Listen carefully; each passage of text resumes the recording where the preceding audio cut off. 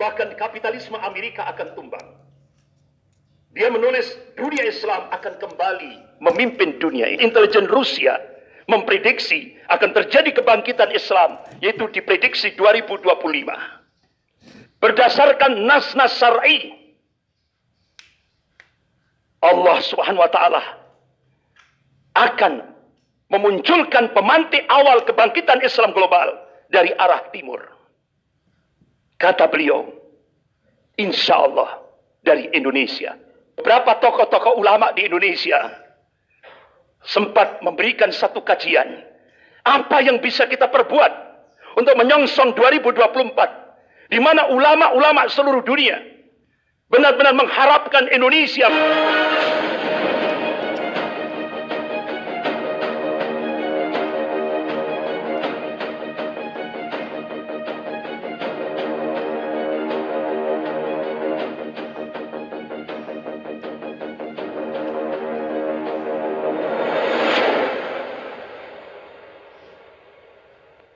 Alhamdulillah nahmaduhu wa nasta'inuhu wa nastaghfiruh wa na'udzu billahi min shururi anfusina wa min sayyiati a'malina may yahdihillahu fala mudilla lahu wa may yudlil fala hadiya lahu asyhadu an la ilaha illallah wahdahu la syarika lahu wa asyhadu anna muhammadan abduhu wa rasuluh ya ayyuhalladzina amanu taqullaha haqqa tuqatih ولا تموتن إلا وأنتم مسلمون يا أيها الناس اتقوا ربكم الذي خلقكم من نفس واحدة وخلق منها زوجها وبث منهما رجالا كثيرا ونساء واتقوا الله الذي تسألون به والأرحام إن الله كان عليكم رقيبا يا أيها الذين آمنوا اتقوا الله وقولوا قولا سديدا يصلح لكم أعمالكم ويغفر لكم ذنوبكم ومن يطع الله ورسوله فقد فاز فوزا عظيما أما بعد فإن أصدق الحديث كتاب الله وخير الهدي هدي محمد صلى الله عليه وسلم وشر الأمور محدثاتها وكل محدثة بدعة وكل بدعة ضلالة وكل ضلالة في النار. Ma'asyiral muslimin, jamaah Jum'ah rahimakumullah. Puji dan syukur kita panjatkan kehadirat Allah Subhanahu wa taala yang atas rahmat, taufik serta hidayahnya kita masih diberikan nikmatul iman wal Islam. Semoga Allah Subhanahu wa taala senantiasa membimbing kita ke jalan yang lurus, yaitu jalan Shiratal Mustaqim. Dan semoga Allah Subhanahu wa taala senantiasa memberkahi dan merahmati kehidupan kita sampai kita menghadap kehadirat Allah penuh dengan ridho dan ampunannya. Amin ya rabbal alamin. Salawat serta salam semoga tetap tercurahkan pada Rasulullah sallallahu alaihi wasallam beserta keluarga, para sahabat dan pengikutnya yang senantiasa istiqomah dalam memperjuangkan syariahnya, dalam menegakkan sunnah-sunnahnya sebagaimana pemahaman para salafus saleh. Ma'asyiral muslimin, jamaah Jum'ah rahimakumullah. Allah Subhanahu wa taala memberikan tanbih kepada kita hamba-hambanya yang amanu wa taqwa. Sebagaimana firman Allah dalam surah As-Saff ayat 9. Allah berfirman, A'udzu billahi minasyaitonir rajim. Huwallazi arsala rasulahu bil huda wa dinil haqq liyudhhirahu 'ala ad-din kullih walau karihal musyrikun. Dialah Allah yang mengutus rasulnya dengan membawa al-huda, yaitu Al-Qur'anul Karim, wa dinil haqq, dan agama Allah yang hak, yaitu ad-dinul Islam, liyudhhirahu 'ala ad-din kullih, agar Allah menangkan di atas semua agama-agama ini, walau karihal musyrikun, walaupun orang musyrik benci. Jadi Allah Subhanahu wa taala yang menciptakan alam jagat raya ini. Allah Subhanahu wa taala yang menguasai rotasi alam jagat raya ini. Allah Subhanahu wa taala yang meninggikan langit tanpa tiang ini mengabarkan bahwa Islam, ad-dinul Islam ini akan dimenangkan oleh Allah Subhanahu wa taala di atas semua agama-agama di seluruh dunia ini. Walau karihal musyrikun, walaupun orang musyrik benci. Walau karihal kafirun, walaupun orang kafir benci, tetap Islam akan dimenangkan oleh Allah Subhanahu wa taala. Masyaallah muslimin, jamaah Jumat rahimakumullah. Allah Subhanahu wa taala meyakinkan pada hamba-hambanya yang amanu wa taqwa. Wa man nasru illa min indillahil azizil hakim. Jadi kemenangan itu datangnya dari Allah yang maha perkasa lagi maha bijaksana ini. Jadi masa depan ada di tangan Islam. Bahkan Allah berjanji wa kana haqqan alaina nasrul mu'minin. Kewajiban kami, kata Allah, memenangkan golongan mukmin. Ini yang dikabarkan oleh Allah Subhanahu wa taala kepada hamba-hambanya yang amanu wa taqwa. Masyaallah muslimin, jamaah Jumat rahimakumullah. Bagaimana kita melihat reaksi daripada golongan kafir, terutama sekali lembaga-lembaga riset dunia, pakar-pakar sejarah dunia. Salah satu di antaranya yaitu Arnold Toynbee. Beliau pakar sejarah dari Britania. Tahun 1954 dia sudah melakukan riset dan hasil risetnya ini dibukukan. Judulnya, dan bahkan buku itu jadi bestseller. Judulnya Civilization on Trial. Ujian atas peradaban. Arnold Toynbee ini seorang pakar sejarah. Dia mengakui bahwa dia seorang kafir yang kafah. Tapi karena dia pakar sejarah, dia objektif.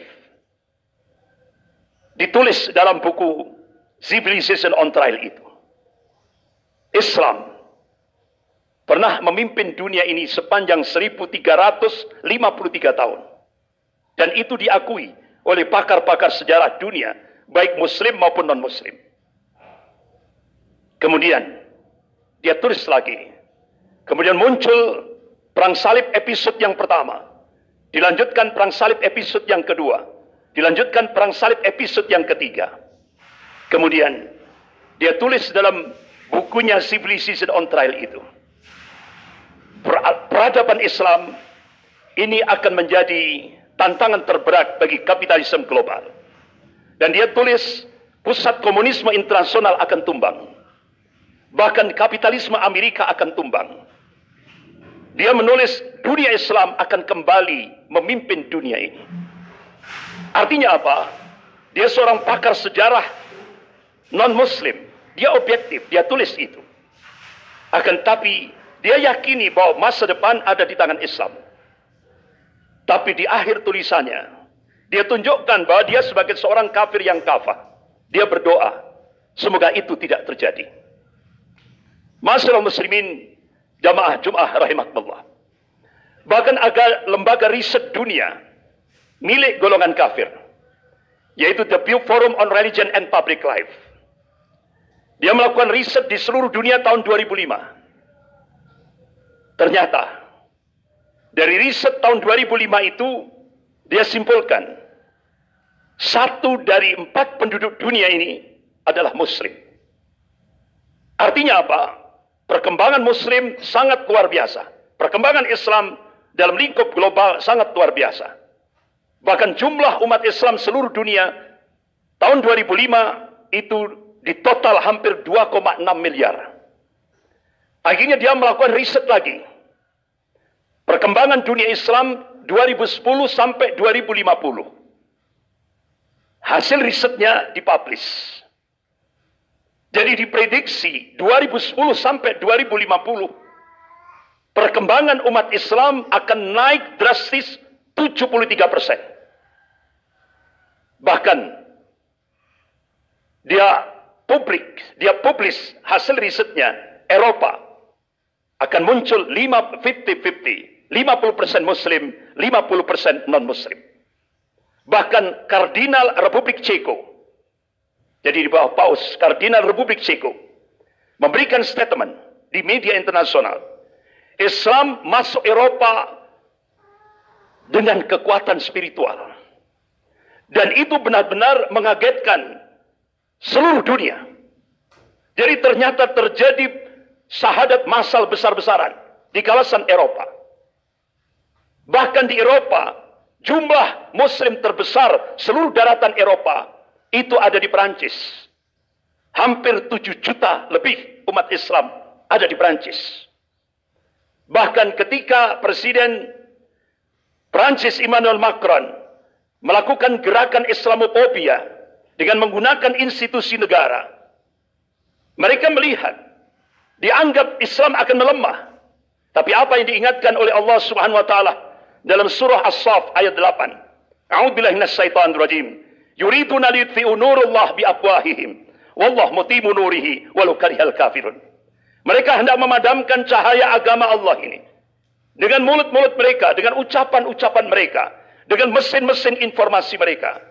Tapi Allah Subhanahu wa taala tetap menyempurnakan cahaya agamanya walaupun orang-orang kafir itu benci. Apa yang terjadi? Di balik gerakan Islamophobia, kebencian terhadap Islam dan kaum muslimin yang digerakkan oleh Presiden Prancis Emmanuel Macron, terjadi syahadat massal di Prancis 2 kali lipat. Luar biasa. Itu sesuatu yang mengagetkan dunia. Bahkan di Inggris dan Jerman itu hampir sama. Hampir kurang lebih 3 juta umat Islam di Inggris dan kurang lebih 3 juta umat Islam di Jerman. Bahkan hampir 20 gereja di Inggris dijual. Dan salah satu di antaranya ada satu gereja katedral di pusat kota London. Itu dibeli oleh salah seorang tokoh muslim yang dulunya dia musisi pop dunia, Kit Stevens. Alhamdulillah Allah berikan hidayah. Berubah namanya menjadi Yusuf Islam. Jadi gereja katedral yang terbesar di pusat kota London itu dibeli oleh Yusuf Islam dan dirubah jadi Islamic Center. Dan sekarang benar-benar menjadi pionir di Inggris, di kota London. Bahkan di Inggris juga banyak wali kota muslim. Luar biasa. Jadi perkembangan Islam luar biasa.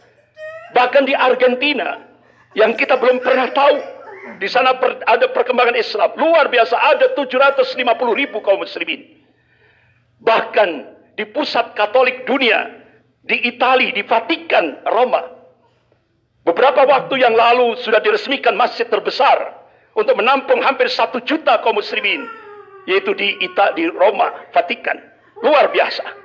Jadi perkembangan kaum muslimin sangat benar-benar apa yang dilakukan riset oleh The Pew Forum on Religion and Public Life.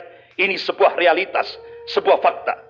Jadi diprediksi 2010 sampai 2050 peningkatan jumlah kaum muslimin diprediksi 73%. Bahkan lembaga riset dunia The Pew Forum on Religion and Public Life memprediksi 2070 Islam akan menjadi agama terbesar di seluruh dunia. Padahal ini lembaga riset milik orang kafir, milik golongan kafir.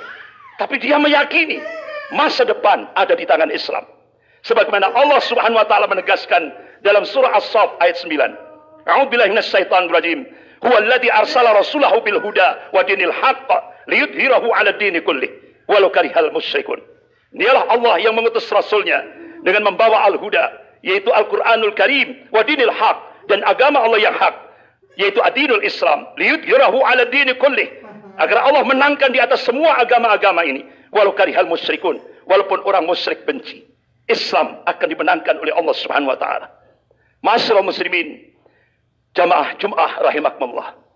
Bahkan National Intelligence Council, Dewan Intelijen Nasional yang menaungi 15 negara di bawah kepemimpinan Amerika melakukan riset. Hasilnya dipublish di media internasional. Start 2020 akan terjadi kebangkitan Islam global. Dan itu akan terus bergerak di seluruh dunia, terutama sekali dunia Islam. Bahkan Dinas Intelijen Rusia memprediksi akan terjadi kebangkitan Islam, yaitu diprediksi 2025. Ma'asyiral muslimin, jamaah Jum'ah rahimakumullah. Rasulullah sallallahu alaihi wasallam mengabarkan kepada umatnya. Qala Rasulullah sallallahu alaihi wasallam, "Innallaha yab'atsu li hadhil ummah ala ra'si kulli mi'atin sanatin may yujaddidu laha dinaha." Rawahu Abu Dawud.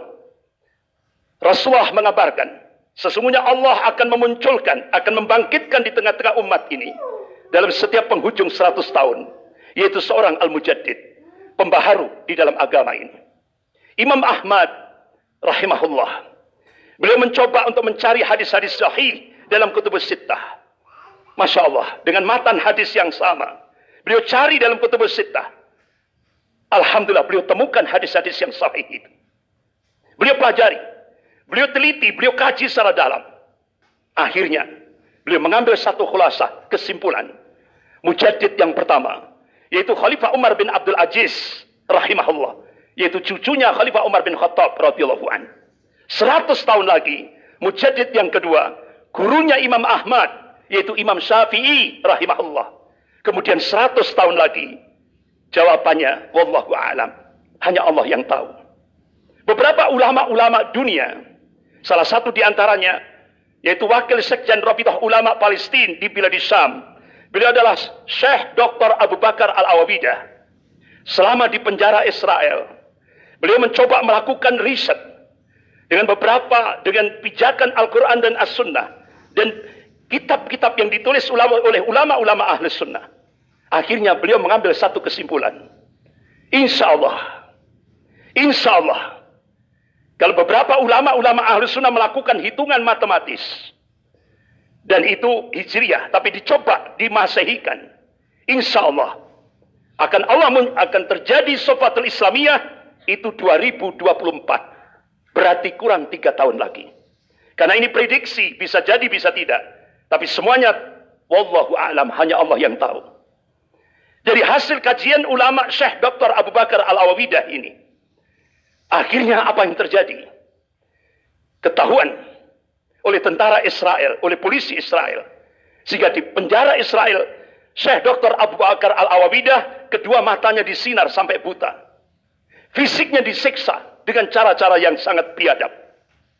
Sampai akhirnya beliau selesai melanjutkan masa tahanannya. Qadarullah, begitu selesai masa tahanannya, beliau bercita-cita ingin menyampaikan hasil risetnya kepada umat Islam di Indonesia ini. Qadarullah. Akhirnya Allah mudahkan perjalanan beliau dari Palestina menuju Indonesia. Tepat bulan Juli 2015. Beliau diterima di Masjid Jogogarian, Yogyakarta. Beliau sampaikan hasil risetnya. Insya Allah, berdasarkan nas-nas syar'i, Allah Subhanahu wa taala akan memunculkan pemantik awal kebangkitan Islam global dari arah timur. Kata beliau, insya Allah dari Indonesia. Akhirnya beliau menyampaikan sampai beliau meneteskan air mata dengan suara yang terbata-bata. Wahai umat Islam Indonesia, genapi syarat-syaratnya supaya kalian layak dipilih oleh Allah menjadi pemantik awal kebangkitan Islam global. Yang puncak kemenangan Islam di akhir zaman, sebagaimana yang ditakdirkan oleh Allah Subhanahu wa taala. Rasulullah mengabarkan, qala Rasulullah sallallahu alaihi wasallam bi Baitul Maqdis wa akna fi Baitul Maqdis. Ini hadis sahih rawahu Ahmad. Jadi pusat kemenangan Islam di akhir zaman Allah takdirkan di Baitul Maqdis dan di sekitar Baitul Maqdis, Palestina. Bukan di Mekah, bukan di Madinah. Inilah yang dikabarkan oleh Rasulullah sallallahu alaihi wasallam dalam satu hadis sahih rawahu Ahmad. Tapi pemantik awal itu diharapkan akan muncul dari arah timur, yaitu Indonesia. Bahkan terjadi istimewa ulama seluruh dunia. Semua berdoa, mudah-mudahan Allah jadikan Indonesia menjadi pemantik awal kebangkitan Islam global. Dan itu diprediksi 2024. Beberapa tokoh-tokoh ulama di Indonesia sempat memberikan satu kajian. Apa yang bisa kita perbuat untuk menyongsong 2024? Di mana ulama-ulama seluruh dunia benar-benar mengharapkan Indonesia menjadi pemantik awal kebangkitan Islam global. Ada 5 program yang harus kita gerakkan. Karena waktunya singkat, tinggal 3 tahun. Program yang pertama, dakwah tauhid. Harus terus kita gerakkan. Karena syarat mutlak kemenangan itu adalah tauhid. Program yang kedua, Tarbiyatul Islamiyah. Jadikan lembaga-lembaga pendidikan Islam kita, pesantren-pesantren kita, madrasah-madrasah kita, menjadi tempat munculnya generasi Rabbani, yaitu generasi yang semua aktivitasnya, pola pikirnya rujuk ilal Quran was sunnah, kembali kepada Al-Quran dan hadis. Jadikan pesantren-pesantren kita, lembaga-lembaga pendidikan Islam kita, madrasah-madrasah kita menjadi sarana strategis untuk membangkitkan semangat kebangkitan Islam. Yang ketiga, as-siyasah as-syar'iyyah. Jadikan umat Islam di Indonesia jangan sampai buta politik. Sebagaimana Kiai Haji Ahmad Dahlan, Allahumma yarham. Manakala umat Islam buta politik, apa yang terjadi di Andalusia bisa terjadi di Indonesia. Habis tidak tersisa. Oleh karena itu, umat Islam harus melek politik. As-siyasah as-syar'iyyah, politik Islam. Kemudian yang keempat, iktisadiyah Islamiyah.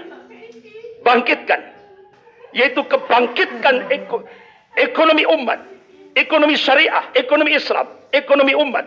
Dari mana basisnya? Dari masjid dengan kekuatan jamaah.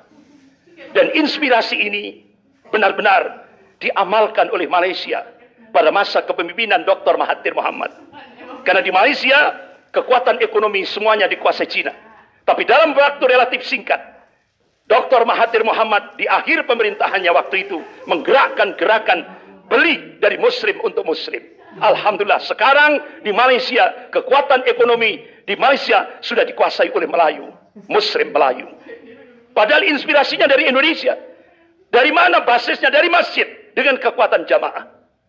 Kemudian yang kelima, yaitu bangun laskar-laskar yang Islami. Karena tantangan kita ke depan semakin kompleks. 5 program inilah yang sekarang ini digerakkan oleh tokoh-tokoh ulama seluruh Indonesia untuk menyongsong kebangkitan Islam 2024. Ini kita dibangkitkan semangat dan terutama sekali bangun kekuatan akidah, kekuatan ukhuwah untuk menyongsong kebangkitan Islam. Dan kita diyakinkan oleh Allah, wa man nasru illa min indillah. Kemenangan itu datangnya dari Allah, bukan dari manusia. Oleh karena itu, tugas kita berjuang, berjuang, berjuang. Hasilnya, natijahnya serahkan kepada Allah Subhanahu wa taala. Allah panggil, ya ayyuhalladzina amanu, hai orang-orang yang beriman, intan surullaha yansurkum wa yuthabbit aqdamakum. Jika kamu menolong agama Allah, pasti Allah akan menolong kamu. Wa yuthabbit aqdamakum, dan Allah akan menguatkan kedudukan kamu. Allah akan menguatkan keimanan kamu. Janji Allah pasti. Innallaha la yukhliful mi'ad. Allah tidak akan mengingkari janjinya. La tabdila li kalimatillah. Tidak ada perubahan akan kalimah-kalimah Allah. Mudah-mudahan Allah Subhanahu wa taala menjadikan kita semuanya menjadi ansarullah, ansarullah, penolong-penolong agama Allah sampai kita menghadap Allah. Mudah-mudahan kita diberikan akhir yang husnul khatimah. Barakallah li wa lakum fil Qur'anil azim wa nafa'ni wa iyyakum bima fihi minal ayati wa dzikril hakim. Aqulu qouli hadza wastaghfirullah innahu wal ghafurur rahim.